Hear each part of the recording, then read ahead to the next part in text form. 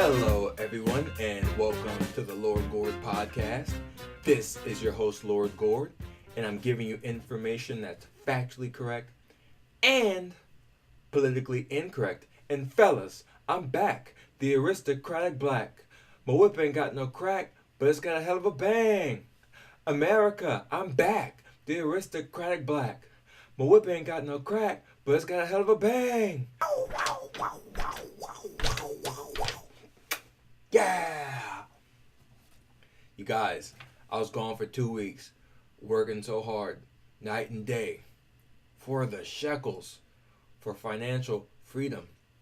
So I apologize. I said 2 weeks ago that I have a podcast, and I haven't had a podcast for 2 weeks, and I didn't tell anyone, but I've been really busy, working, going to school, so on and so forth, so I haven't had as much time to dedicate to the podcast as I'd like. But I'm back with an episode this week. I know I told you I was going to talk about one of the first wars the United States got into with the African pirates in the northern part of Africa, the Muslim pirates. But I caught a little article this week because there's been some things in the news that have really riled me up. They've riled me up to a point where I'd want blood. Go to war for this kind of stuff. And it's about abortion. I believe that abortion is murder. I believe it's intellectually and morally reprehensible.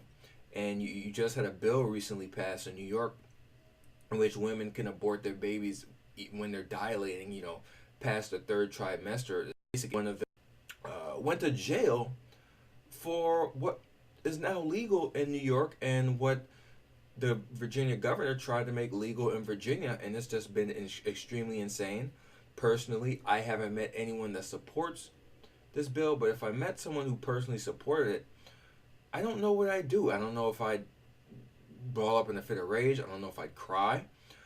I don't know if I just walk away, because what this is showing is just how deeply immoral people in our society are, and just how far we've fallen off of a cliff, how far we've fallen from the ideals of this country, limited government, individual responsibility, family values, Christian ethic. So it's getting really bad. So, like I said, that bill in New York, they passed it, and these people are celebrating it, clapping for it. They're clapping for women to have the right to kill their babies. Not only in the first trimester, when it's not a baby, it's a fetus. But I mean, I'm gonna get into a little bit of that later. But when girls are a month or two pregnant, no, they don't say, "Hey, man, this isn't a baby in my stomach; it's a fetus." This isn't life inside of me. I'm not incubating life. I'm incubating a clump of cells. I've never heard a woman say that ever. So this bill passed, allowing them to abort babies throughout the third trimester and up into dilation for health of the mother, which is so vague it can mean anything. And it's purely sickening. I mean, there are just many people in this country that just don't share our values, and I don't know what kind of facts, logic, and evidence are going to sway their mind.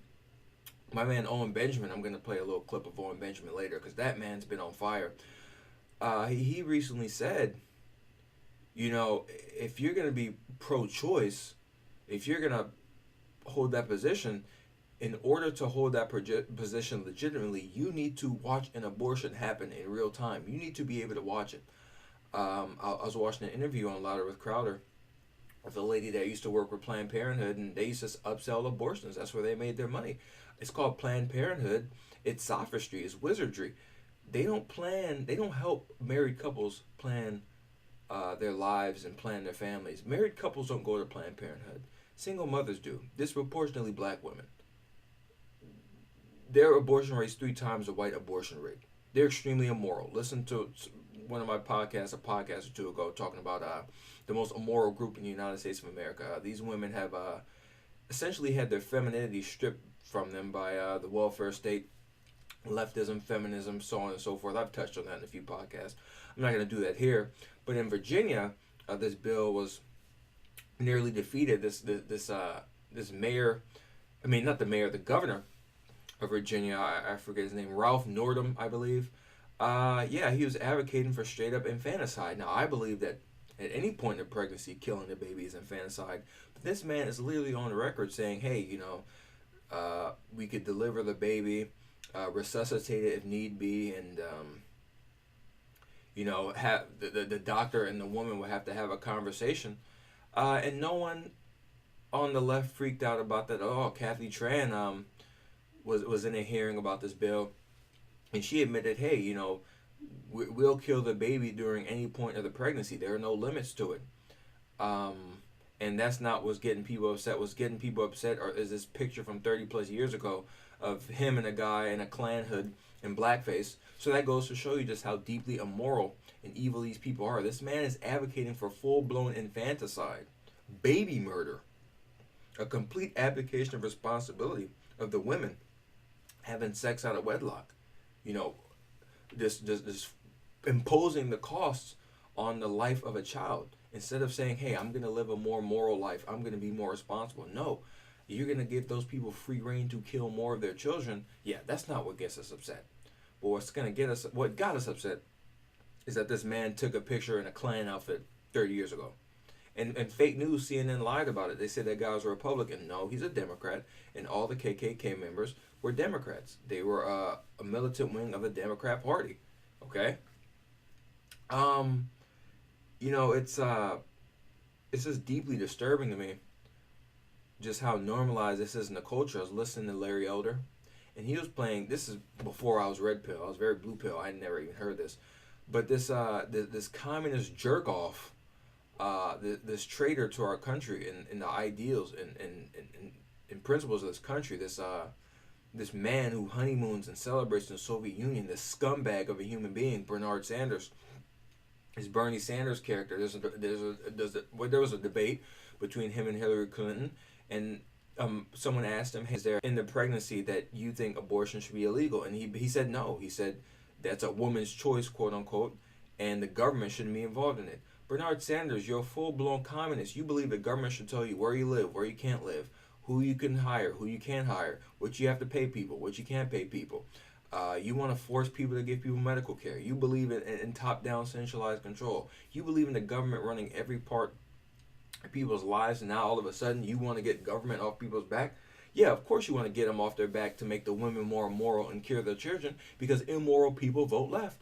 Immoral people want bigger government. Single mothers want bigger government. Single women want bigger government because they want protectors and providers. And men will not marry women who kill their own babies. Men will not marry women that are not feminine. Men will not marry women that cuck them out. So of course Bernard Sanders is going to be for immorality. Look at what happened with the blacks. 3 times the abortion rate of white people. 75% born out of wedlock. 70% single motherhood rate. They all vote Democrat. 95%. There are more blacks that vote Democrat now than they did in 1960. When the black illegitimacy rate was 22% before the Great Society. And they bought into all these lies that there's nothing that they themselves can do to raise themselves out of poverty. Everything comes at the government, and you owe the government all your prosperity and success is owed to the government. It's all a lie. And like I said, I haven't met a single person that's excited about this bill, but it literally sends chills down my spine when I was listening to Bernard Sanders and Hillary Clinton essentially say in different ways that there's no part of a pregnancy in which they would think abortion should be illegal. It makes your face cold, because these are supposed to be the compassionate people, but they're anything but compassionate. They're vicious totalitarians. They're tyrants. They're slave traders. That they just don't care about kids. They have no morality. They don't see anything wrong with a woman having sex out of wedlock and getting pregnant, and instead of bringing that pregnancy to its conclusion and birthing the baby, they kill their own child because they're irresponsible. They see nothing wrong with that. I don't want someone like that running my country. I don't want someone like that around me, period. It's pure evil. Like, listen to my podcast when I argue about why price controls are bad, why labor unions are bad, why free market economies create prosperity for all of its citizens, while socialist economies create starvation and genocide. I can do the facts, logic, and evidence all day, but a conclusion I've just come to is that some people are just pure evil. They are evil. They are bad people. Period. There are no kind of logic, facts, and evidence that will sway their mind. All they're concerned about is power and money. And they will not let anything stop in their way. Whether it's creating a mass illegitimacy and poverty, creating government dependence, killing babies, or putting guns to people's heads and taking away their freedom to negotiate, so on and so forth. These people are purely evil. And when it comes to abortion, just me personally, I think it's immoral. I mean, even before I was red pill and I used to teeter and totter with the idea, I said, even maybe the first month or two, when it's not a person, quote unquote, I still thought it was immoral because you're forcibly passing on the cost to someone else. I just don't think it's right for you to do something and not face the consequences of your decision. You knew what you were doing was wrong. You knew what some of the negative ramifications would be. And instead of taking ownership of it, you're just going to kill the kid. There's principles in that. You need to take ownership. That's just wrong. It's purely wrong. And that was a part of my life when I thought I was pro-choice. And I'm pro a lot of choices, pro-abstinence. Honestly, I don't even think contraception is a good idea. I don't think contraception is a good idea because I believe in the principles of economics. When you subsidize, when you lower the cost of something, or in this case the price of something, because sometimes costs don't change, but you can lower prices artificially through price control, so on and so forth. When prices decrease, you get more consumption. When prices increase, you get less consumption. So with the thing with contraception, pregnancy tremendously. But the fact that more people are going to be engaging in sexual behavior because the price has been lowered is going to lead to bigger problems in the long run. It's not only going to lead to more unwanted pregnancies, but it's going to lead to more immorality. It's going to lead to less social cohesion because you have all these people saying, hey, it's not a bad idea to have sex out of wedlock anymore. The whole culture just shifts downward. Before, there was a point where, hey, you don't do that outside of marriage. There's a clear, moral, ethical, philosophical standard that you adhere to. But now the waters are muddy. The waters are muddy. People are confused. They're like, hey, what do we do? This is okay. That's okay. There's no moral framework. And when there's no moral framework, that's when the monsters come in. That's when they subvert your culture. That's when they undermine your morality and your culture. And they can usher in a big welfare state. They can usher in single-payer healthcare, which is death. They can usher in abortion being right. Because, hey, who really wants to pay the consequences for their decisions? Who wants to do that? If you're able to slink away and push the cost on someone else, most people would do that. It really is horrible. What I recently found out was that the woman in Roe versus Wade, she lied about the whole thing. She was never raped. And she never had an abortion. She birthed that baby. She ended up being a huge pro-life advocate later in her life and regretting the role that she played in legalizing baby murder. She said 50,000 babies have been murdered in the womb since Roe versus Wade, and she regrets every bit of it. That story isn't told to us in the media because it doesn't fit the narrative. She was remorseful about everything she did. It's like... I'm trying to think of an example here. It'd be like one of the architects of the Great Society, the War on Poverty, looking at the evidence and looking at they increase government spending dramatically. They increase poverty.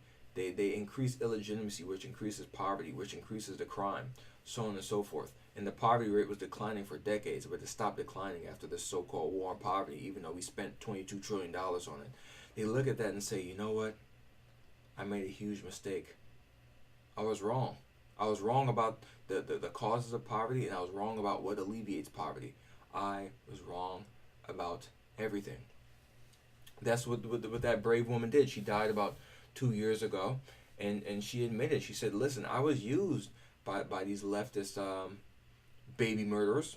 I was used for their ideological agenda. So I'm going to play you guys a little clip of my man Owen Benjamin talking about abortion. And this guy gets it. He's been on fire lately. So check out my man Owen Benjamin. Muslim school will not allow girls to eat lunch until after boys have finished, Ofsted chief said. This isn't in Saudi Arabia, it's in Birmingham. And that's England. In 2019, this is where the fetish of celebrating multiculturalism leads. A Muslim school will not allow girls to eat lunch until after boys have finished. Do you see any of the left saying anything? No. And it isn't a mistake. It isn't even by design. And I mean, Islam fits a lot better with totalitarians because Islam means submission. And of course, Muhammad is a pedophile on a flying horse and a warlord.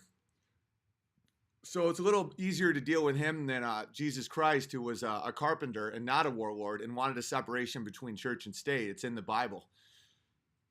But that being said, if men aren't willing to say, you can't kill our babies, women will go with people that say, you can't eat till we're done.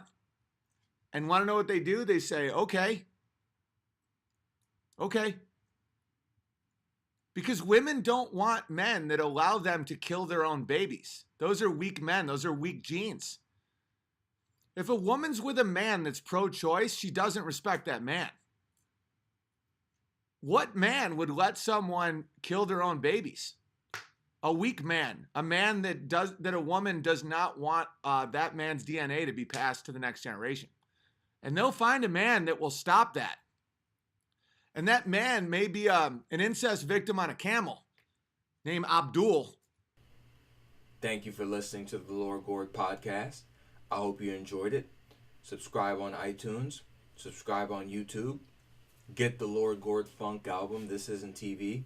iTunes, YouTube, Spotify, Google Play, all that stuff.